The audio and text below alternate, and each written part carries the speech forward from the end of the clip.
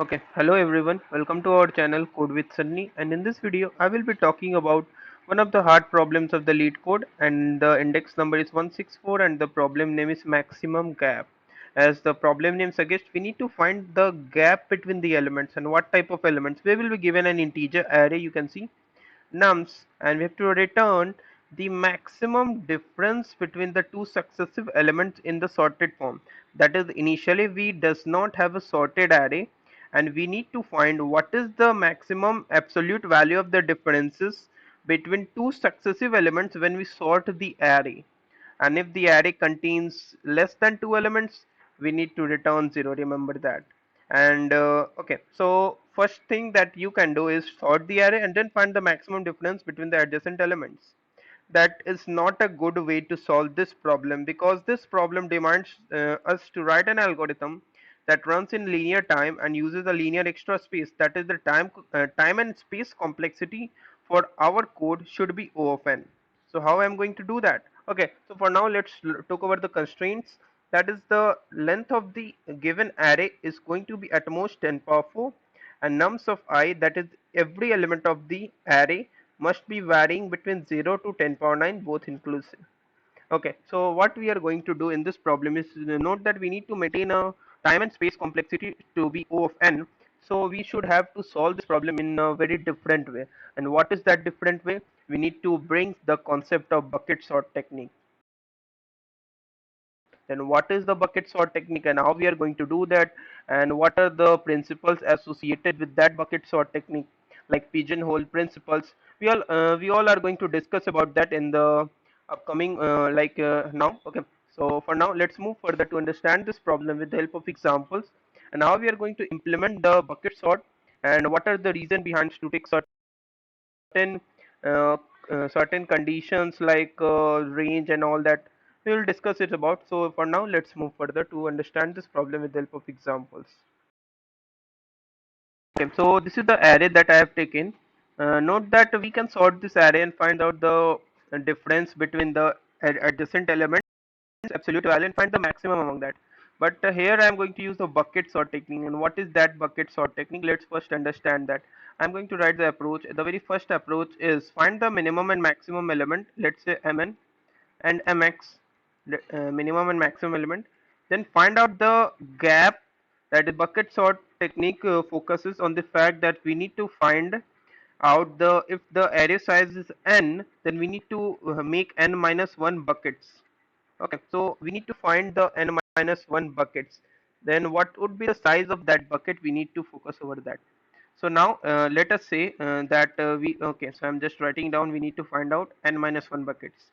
So if mn is the minimum value of the array and mx is the maximum value of the array, then what is the maximum gap that we can say that every bucket should hold? Then maximum gap would mx minus mn, that is the maximum value of the array minus minimum value of the array divided by n minus. Now this is going to be like a very tricky point of the entire problem. Why to write mx minus m minus, that is mx minus m divided by n minus 1? Okay, so let us say that, okay, so now I'm going to prove why I have written this condition. Now you can see if the array size is n, then there will be n1 gaps, as obvious. Okay, now if there is n minus 1 gaps, now I can write as to find out this minimum maximum gap. Note that this value, I'm going to say that this value is the minimum value of the maximum gap of the array. Note that maximum gap is another thing like difference between the adjacent elements of the array, and this value is the minimum value of the maximum gap of the array. Okay, so if there are n minus 1 elements, then I can say I can write this statement like minimum plus n minus 1 times of. Okay, so this would be like minimum plus n minus 1 times of, and I should write down here is the maximum value. Okay, so minimum into plus n minus 1 times of, let's say it is here over x. And what is x? X is the maximum minimum value of the bucket size. Okay, so I can write this statement to find the minimum value of this x, where x denotes the bucket size of every, that is the minimum value of maximum gap. Okay, that is bucket size that I need to maintain. then what is the x coming out to be here? Like if you solve this equation, x is coming out to be here mx minus mn upon n minus 1. Wow. Okay, so this is the key point that you should have to understand. That is, we need to find the minimum value of maximum gap, and how I find that? I can find that by making my right hand side of the equation as mx, and we need to reach mx through n minus 1 gaps, and I can reach through n minus 1 gaps like minimum plus, let's say all the gaps has the minimum value, then there are n minus 1 gaps, then n minus 1 into x, then I can write x as mx minus mn upon n minus 1. So this is the minimum value of maximum gap possible in an array. Okay, now this is going to be important. It means that the what it means that maximum gap that should be our answer for this array is going to be at least this value. Okay, so you can see this value can be the like come in the decimal terms like 7.8 or something like that. So I'm going to take the seal value of this for simplicity of the calculations. Okay, so I will take the ceiling value. Now these are the first step: find minimum, find maximum, then find the maximum minimum value of maximum width possible. Okay, note that I'm talking about the bucket width. Okay, so it, let's say x is the bucket width, so I need to divide my array in the, and my array values lying in the range minimum to maximum in segments of x. That is first let's say my values of array lying in mn to mx, then my first interval would be like mn. Note that there is the square bracket mn to mn plus x. X is the ceiling value of this one. Okay, then my next range would be mn plus x to mn plus 2x, and so on until it goes to mx, and that number of intervals is coming out to be n minus 1. Okay, one thing that I should have to talk over here now, that okay, so I need to just discard the first element, and that is, and the last element, and first and last element are basically minimum and maximum. I'm talking about minimum and maximum, and I'm not considering minimum and maximum. So there are n minus 2 elements, and we have n minus 1 bucket, so it means that there would be at least one bucket that would be going to empty, that would be going to be vacant in our bucket sort technique that I'm going to apply over here. Okay, so this is the main thing that I've told about. Now comes how I can fetch the answers with the help of that. Also, I'm going to provide a visual explanation over here with the help of this array. So let's move further to understand this in detailed manner. So let's move further. Okay, so I'm talking about this example. Let's say maximum is 83 mx and minimum is 3, and number of elements is I think 3, 3, 6 and 4, 10. So n minus 1, 9. So 80 by 9, and if you take out the ceiling value of 80 by 9, it will come out to be 9. So I need to maintain total number of that is 9 is the maximum gaps of a bucket, that is the size of a bucket, and there would be n minus 1 buckets, which is coming out to be here is 9. So I need to maintain 9 buckets, and each bucket is of size I've calculated, which is also 9.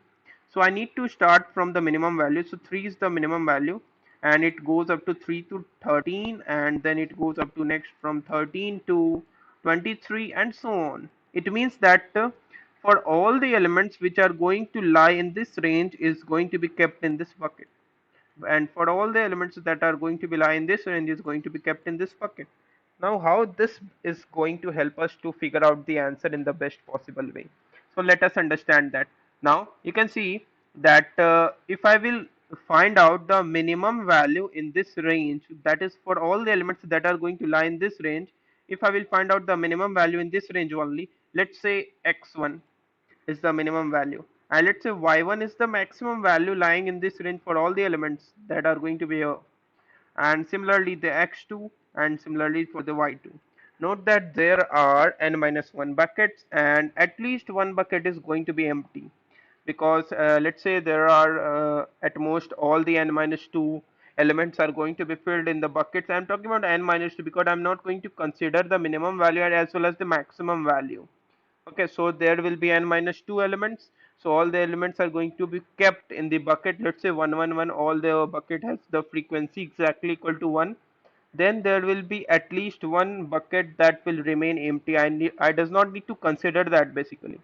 So if x1 is the minimum value in this bucket and y1 is the maximum value, and similarly x2, y2, and so on for all the buckets, then according to the pigeonhole principle, it says that the maximum gap would be the difference between the minimum value of my current bucket and the maximum value of the previous bucket, previous non-empty bucket. You need to understand that. And now you guys are wondering about what I've talked about, like pigeonhole principle. Okay, so for going into details into the pigeonhole principle, it is like going into very much deeper, and the video would become very much longer, so I'm not going to consider or explain the entire pigeonhole principle. But for short, I can just recommend to go over the internet. You can find a lot of resources to that are talking about the pigeonhole principle, and you can or you can also just memorize this fact. This is actually a standard problem, and you can just memorize this fact of pigeonhole principle, that is the maximum gap would not be coming out from the same bucket. So this is also an important fact that you need to understand. Maximum gap is not coming out to be same the bucket, because already the bucket size has a maximum gap equal to that I've calculated mx minus mn upon n minus 1, the ceiling value of that expression, and this is going to be like maximum gap, and our answer is actually mx minus mn. Let me write down over here, mx minus mn upon n plus 1, sorry, n minus 1, I think, yes, n minus 1. This is the ceiling value. This is the minimum value of maximum gap that is going to be possible. It means that my answer is always going to be like greater than or equal to this value.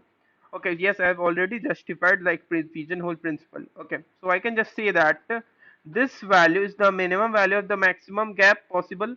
So it means that this range has already the minimum gap, minimum possible value of maximum gap. So it means that my answer is always going to be like lying in the alternate buckets. That is, if I'm at this bucket, I need to consider my answer with the help of previous bucket. And how I can do that? Find out the minimum value in this range, that is the buckets that are lying over this range, and find out the maximum value for the bucket lying over the in this range, that is the previous non-empty bucket. Let's say y1 is the maximum value and x2 is the minimum value of the current bucket, and y1 is the maximum value of the previous bucket, then my answer, that is my current answer, would be like x2 minus x1. I need to just figure it out for all these values. I think x2 minus y1, sorry, x2 minus y1. So I need to figure it out the pairs xi comma yi minus 1. That is the current bucket minimum value and the previous bucket maximum value for all the buckets. Note that the alternating bucket should be non-empty. So this is the key point that I'm going to use. Note that this value is actually the minimum value of the maximum gap. It means that every bucket has already this minimum value, so I need to consider the alternate buckets. Okay, so you can see this approach has the time complexity of O of n and space complexity of O of n. Since we need to maintain the minimum and maximum value for all the IDs of the bucket, that is minimum value for all the buckets, all the array values lying in this range, and minimum as well as maximum for all the values lying in this range. This can be maintained with the help of linear array. That is it is a prerequisite calculation. You need to do that before figuring it out the answers. So if you are not going to understand still now, no need to worry about. I'm going to explain the entire things in the coding part also. So let's move further. So okay, I've already submitted the code. Okay, so if n is going to be less than 2, return 0, no need to do the calculations. And mx is the maximum element in the entire array, and mn is the minimum element in the entire array, and n minus 1 buckets for n minus 2 elements. It means that one bucket always remains empty. Note that I'm talking about n minus 2 elements, since I'm not going to consider the minimum as well as the maximum value of the entire array. Now the gap is like ceiling value of mx minus mn upon n minus 1. I can write the ceiling value like that. Okay, now this is the bucket minimum and this is the bucket maximum of the array. Note that the array size is now n minus 1. Since we need to have a size of the buckets, that is the number of buckets should be like n minus 1. Okay, and each bucket has the size equal to the gap. Now I need to find which array values lie in which bucket. I can easily do that by doing this calculation of this expression. That is nums of I minus minimum. That is how much difference my current element holds with the minimum divided by the gap value. And this is going to give us the ID where my current array element is going to placed in a particular bucket ID. Note that I'm not going to consider this for all those array values which are going to be equal to the minimum or maximum. Okay. Now here is the bucket minimum and bucket maximum. I'm going to do that for every bucket. Find out the minimum array value in my current bucket and minimum array value in my that is minimum as well as maximum value for my current bucket array value. Okay. Now I need to figure it out the answers. Note that I need to find it out the maximum element. I need to maintain the maximum element for the previous non-empty bucket. So I've taken the maximum previous as mn. Now I've iterated over the array. Note that I've iterated to the array like n minus 1 times since I have the number of buckets exactly equal to n minus 1. Now if bucket minimum is I and bucket maximum is also I think bucket minimum is int max and bucket maximum is int min. It means that my current bucket is going to be empty, so I'm not going to consider that. Otherwise, I need to find out the answer.